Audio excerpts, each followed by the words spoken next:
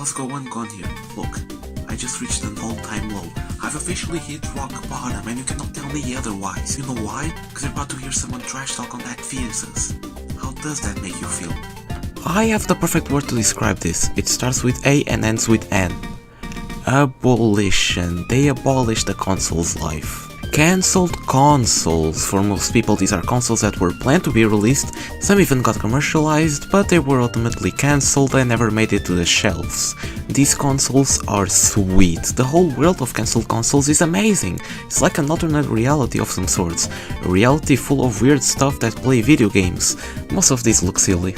First off, might as well start way back in 1978 with the Atari Game Brain. The Atari Game Brain was like a Pong console, but with interchangeable cartridges. Well, you had Pong, Super Pong 10, Ultra Pong doubles, but you might be asking, how does the controller look? Yep, the console itself is the controller, a controller by the left and a controller by the right, and you know what? This doesn't feel right. Playing co-op must be a torture. The console is gonna split up in half during an Ultra Pong playthrough. Yeah, it's no surprise why Atari cancelled the Game Brain. One of the main reasons that it was cancelled was because dedicated consoles like the old Pong consoles were becoming obsolete.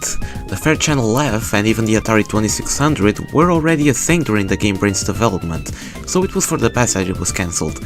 Maybe the game crash would have started earlier if this was in the hands of the public. You want a futuristic console that came straight out of Star Wars? The Atari Cosmos! This was another console from Atari. After the Game Brain was scrapped, they started working on the Cosmos.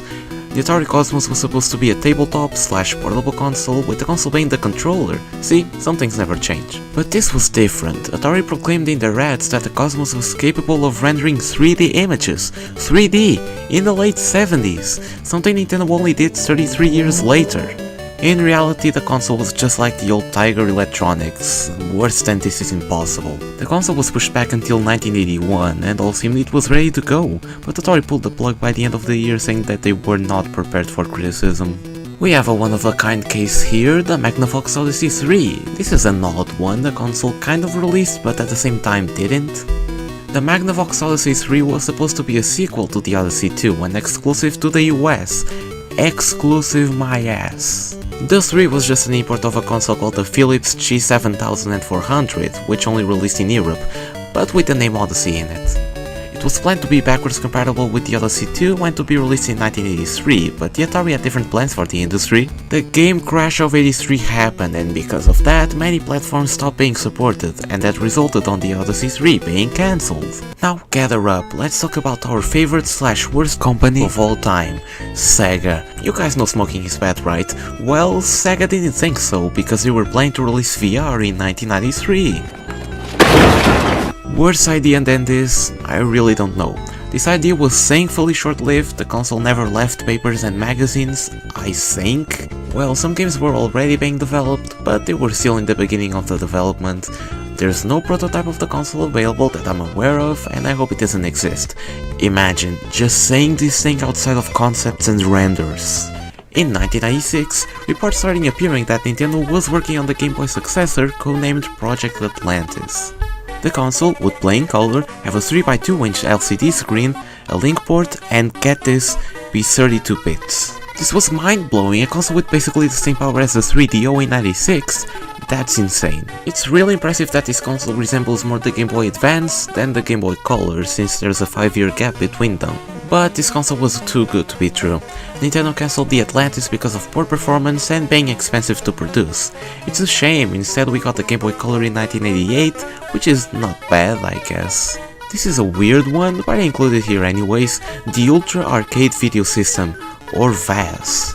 The VAS was a console that could play Atari and ColecoVision games. It didn't really have exclusive games, but that's the main thing of the VAS. This thing is a freaking TV! Yes, it's a computer, it's a color TV, it's an arcade. That's the tagline they used for it.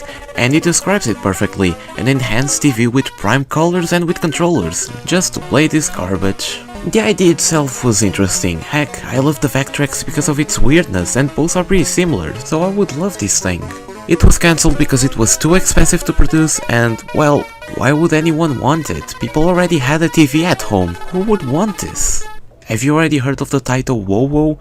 Probably not, this console that never released was really ahead of its time. It used stuff from the late 2000s into the early 90s. You might be asking what I'm talking about. Downloadable games, folks. The Taito WoWo was a joint venture between Taito and GSP, Japan Satellite Broadcasting. The prototype was shown in 1982, and not only did it let you download games, but it also would be one of the first consoles using CDs. We already had a CDI, but it still doesn't take the fact that this was one of the first consoles, and it's really impressive. Downloading games would be possible with connecting a GSP satellite and a console to a phone, and then another multitude of stuff. Yeah, the process was kinda long, but on the other hand, downloadable games in 1992. That's really cool. Gizmondo, please laugh. The Gizmondo is literally the joke of the century. This little portable console from Tiger Telematics didn't even last a day. The console just released in the US with some games and then left. The last titles of the Gizmondo are also the last games of the console. That's funny. After the failure of the Gizmondo, Tiger Telematics revealed that they were working on its successor, the Gizmondo widescreen, with a bigger screen and Wi-Fi support. That's cool, even for 2006 it's neat. But oops, Tiger Telematics went bankrupt and shut down, so no Gizmondo widescreen for you. Heck, but this isn't even the end. The ex-director of the Gizmondo announced that he was working on the Gizmondo 2 in 2008. Man, get out of here. You guys know I love the 3DO, right? No. This is one of the best inventions of humankind, but there was supposed to be more. The Panasonic M2 was originally proposed as an add-on for the 3DO, but later it would become its own thing. This beast was supposed to be the first console of the 6th generation. You know, PS2, Xbox, GameCube generation. It was gonna be way more powerful than anything else, with quality you would only see in your dreams, or arcades. But unfortunately it was cancelled in 1987, probably because of the 3DO's failure and costs. But hey, nothing's lost. The technology used on the console would later be reused on Japanese coffee vending machines. Life's great. This console has already been discussed by everyone, even your grandma probably told this as a bedtime story. I myself already talked about this, but here we go one more time. With CDs becoming the new format and phasing out VHSs and other weird formats, gaming companies decided that using CDs in video games would be genius, and they were correct, but the execution was shit. The first one that decided to do something about this was Nintendo. They partnered up with Sony to create a new CD add-on for the Super Nintendo, the Nintendo PlayStation. Yeah, this is the kind of stuff your buddy would probably tell you at the playground while also saying that his uncle works at Nintendo. I'm looking at you, Jeremiah. I'm still waiting for the Nintendo 4DS. Production on the add-on was going great, but Nintendo and Sony were not in terms with each other. Some wanted to do this, some wanted to do that, and they never reached the main term. Then on CES 1991, Sony announced that they were teaming up with Nintendo to make an add-on, but then the very next day Nintendo said and they partnered up with Philips instead to make... Maybe it's a great thing this console never released. Getting back into Sega, they are the kings of cancelled consoles, but today I'll be only discussing two, the Sega Neptune and the Sega Pluto. For every Sailor Moon character, there's a Sega console. The Sega Neptune was originally going to be an upgrade for the old Genesis, which was basically a Sega Genesis and a 32X bundled up in a one-sole machine. It used a similar design to the Sega Genesis Model 2 and would be compatible with both versions of the Sega CD. It would originally retail for $400? $299, $299, $299. It pains me to hear that the last gen console would sell $100 more than the almighty powerful PlayStation. And the Saturn was already out of the time, it just doesn't make any sense. So thankfully it never saw the light of day. Same with Pluto.